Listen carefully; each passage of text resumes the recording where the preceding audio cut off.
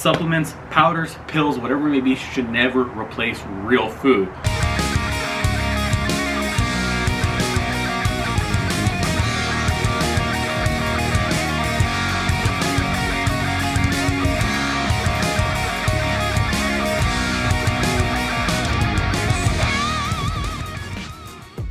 What's up everyone, David here, and today I've got a new video for you. I'm going to be talking about my supplement stack.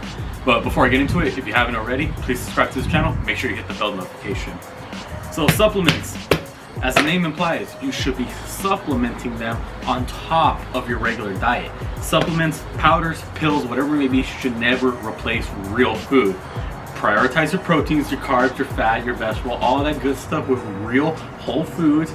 And then afterwards you can start thinking about maybe taking some of this, whether it was you're in a rush, you're in a deficiency, whatever it may be, real food comes first. With that out the way, let's go over what I take. First things first, probably the most common thing, protein powder.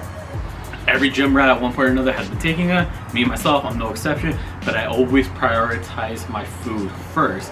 Don't be one of those people where you take protein powder instead of drinking or eating real food.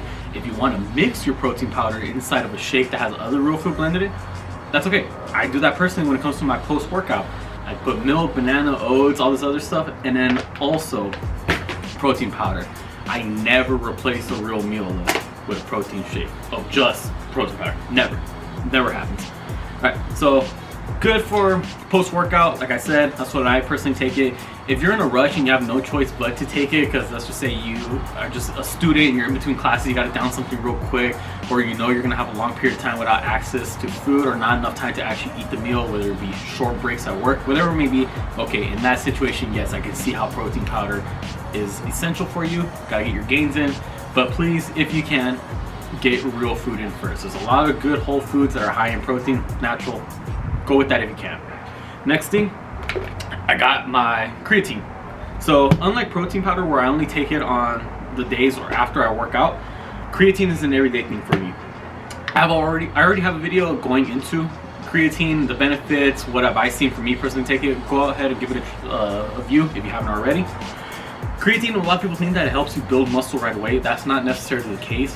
What it does is aids in ATP production. ATP, the source of energy for muscle contraction, you need it. Your body stores it.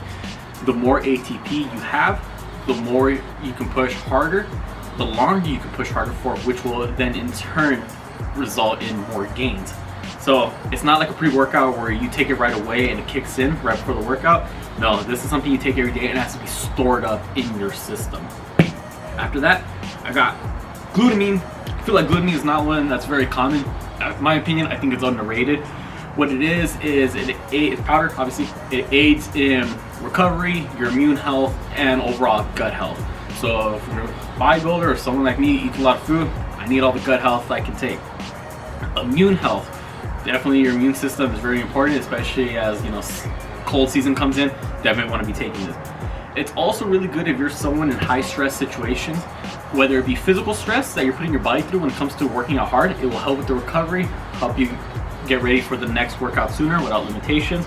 Or if you're someone who's like maybe has a really busy schedule, just really stressed from work, school, family life, whatever it may be, this will aid with that. And one symptom of high stress could also be digestive issues, could be cause bloating, just upset stomach. So that's why it goes hand in hand with the gut health as well. Ever since I started taking glutamine, oh my god, I don't feel as sore when I work out, and then I definitely feel the digestive benefits from it as well. Eating so much food, I don't feel like so heavy, all the food's just sitting in my stomach. Definitely helps with that. That's it for the powders. Now we're going to be talking about the pills. I got multivitamin, fish oil, and D3. Starting off with the multivitamin, you do not need an expensive one. This one I got from Costco, it was right around 12 bucks. It's got 500 tablets in it. So it's not always about your protein, your carbs, your fats, your macronutrients. You also got to take into consideration the micronutrients, those small minerals and vitamins. Ideally, you would get them from vegetables, fruits, those types of things, but I can honestly say I don't eat as many as I should. I still eat them. I still eat them with every meal that I can, just sometimes not as much as I probably should. So that's when a multivitamin will come into play. Next, got fish oil. Gotta look out for my heart health. So fish oil, specifically, I'm looking at it for the omega-3s. Now omega-3s can be looked into or can be found in fish, seeds, nuts, things like that. The fish, it could be salmon, a mackerel. For the seeds, it could be flax seeds, chia seeds, and then for the nuts, walnuts. The thing is, I'm not the biggest fan of seafoods. Those type of seeds don't sit well with me, and walnuts, I just don't like the taste of those. So, hey, that's where this will come into play. I still force myself to eat certain foods that have that stuff, but then it's a necessary evil. I gotta get them in one way or another. And lastly, I got my vitamin D3. So what exactly is D3 good for? It aids in the absorption of calcium for overall bone health. So a lot of people think, okay, I need stronger bones, I need healthier bones, I'm gonna be taking calcium. However, there's no point in taking so much calcium if you don't have the vitamin D3 to go along with it. This helps absorb that calcium. Similarly, how if you take turmeric, okay, that's good for you, but if you're not taking pepper along with it to help your body absorb the turmeric, well, then it's just going for waste. So don't just focus on the calcium, focus on the D3 to help you absorb that as well. So there you have it, real easy.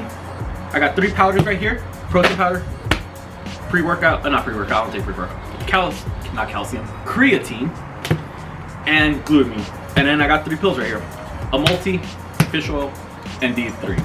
Real simple. These get taken every day.